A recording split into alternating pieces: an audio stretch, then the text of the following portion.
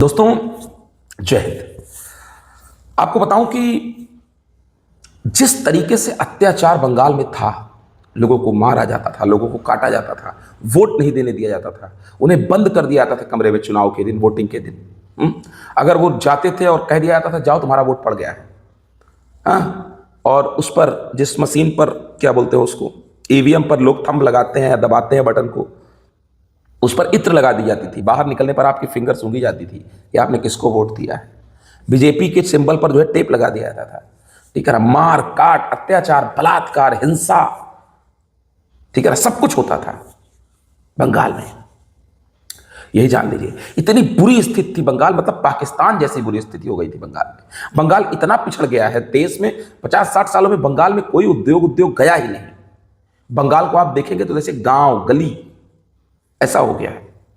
गांव गांव की तरह हो तो अच्छा लगता है, लेकिन अगर शहर की स्थितियां गांव जैसी हो जाए तब तो ये सर विकास नहीं है, विनाश है। इसलिए गलत है, गांव होना गलत नहीं है। बंगाल के लोग इतना दबे कुचले शोषित थे कि आज की डेट में मैं आपको बताऊं बंगाल में क्या हो रहा है। लोग खुलकर खुशियां मना रहे हैं, जय श्री राम का नारा लगा रहे हैं। पब्लिक वर्कर, जो गवर्नमेंट वर्कर्स हैं, जो गवर्नमेंट जॉब करने वाले लोग हैं, अपने अपने अपार्टमेंट में लाइन से खड़े होकर के सीढ़ियों पर जय श्री राम, जय श्री राम। ये अंदर से निकलने वाली खुशी है, ये किसी को पैसा देकर नहीं कराया जा सकता। जो लोग कह रहे हैं वोट चोरी से जीत लिया गया, ईवीएम से जीत लिया गया, आप सोच के देखिए क्या पब्लिक में उसका ऑप्टिक्स दिख रहा है। अगर ईवीएम से वोट जीता गया होता, जबरदस्ती धांधली करके जीती गई होती, जैसे ममता बनर्जी जीतती थी, तो पब्लिक को वो दिखता। लेकिन पब्लिक जिस तरीके से सड़क पर निकलकर खुशी मना रही है, मैं तो उस समय नहीं था जब इमरजेंसी इंदिरा गांधी ने लगाया था, तो इंदिरा गांधी जी के द्वारा लगाई गई इमरजेंसी के बाद जब इमरजेंसी खत्म हुई तो लोग इस तरीके की खुशी मना रहे थे जैसे किसी को जबरदस्ती जेल में बंद करके रखा गया हो, यातनाएं दी गई हों।